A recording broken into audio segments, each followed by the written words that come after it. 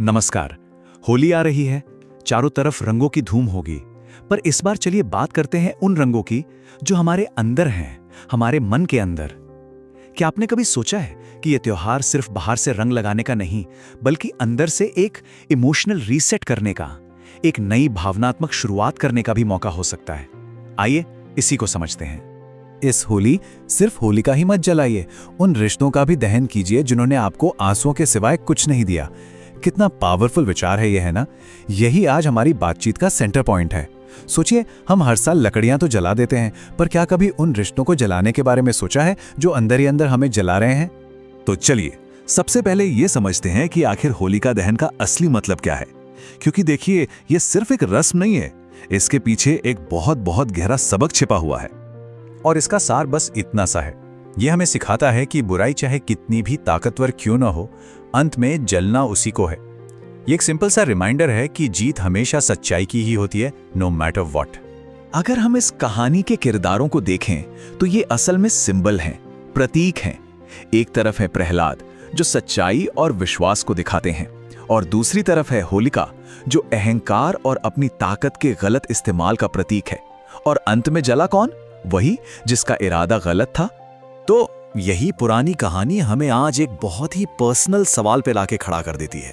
हमारी अपनी जिंदगी में होलिका कौन है? वो कौन सी नेगेटिव एनर्जी, कौन सी आदत या कौन सा रिश्ता है जो हमारी खुशियों को जलाने की कोशिश कर रहा है? तो चलिए अब बात करते हैं उन टॉक्सिक यानी जहरीले रिश्तों को पहचानने की।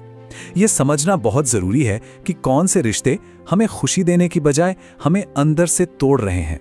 और इन्हें पहचानने के कुछ साफ संकेत होते हैं। जरा सोच कर देखिए, क्या आसपास कोई ऐसा है जिसे हमारी खुशी से दिक्कत होती है, जो हमारी ग्रोथ देखकर जलता है, या जो हर बात के लिए हमें गिल्टी महसूस कराता है? अगर कोई रिश्ता बार बार सिर्फ आंसू दे रहा है, तो शायद ये रुक कर सोचने का समय है।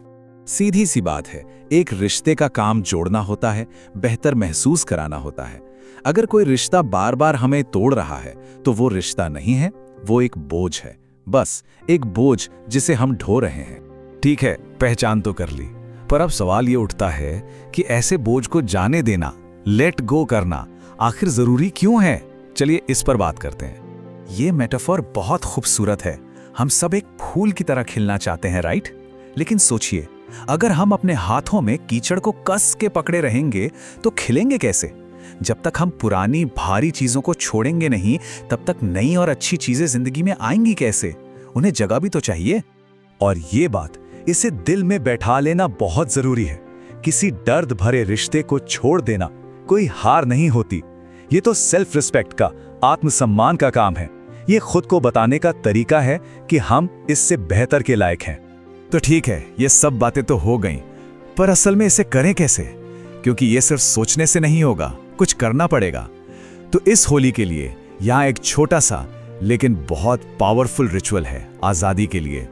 और ये याद रखना है, ये नफरत के लिए नहीं है, ये अपनी आजादी के लिए है। पहला स्टेप, एक कागज पर उन लोगों या रिश्तों के नाम लिखिए जिनसे दर्द मिला है। दूसरा, उनके साथ जो भी तकलीफ जुड़ी है उसे भी लिखिए। तीसरा, उस कागज को होलिका की आग में जला दीजिए। और चौथा और सबसे जरूरी स्टेप, मन ही मन खुद से कहिए, मैंने माफ किया, लेकिन अब बारी खुद को चुनने की है।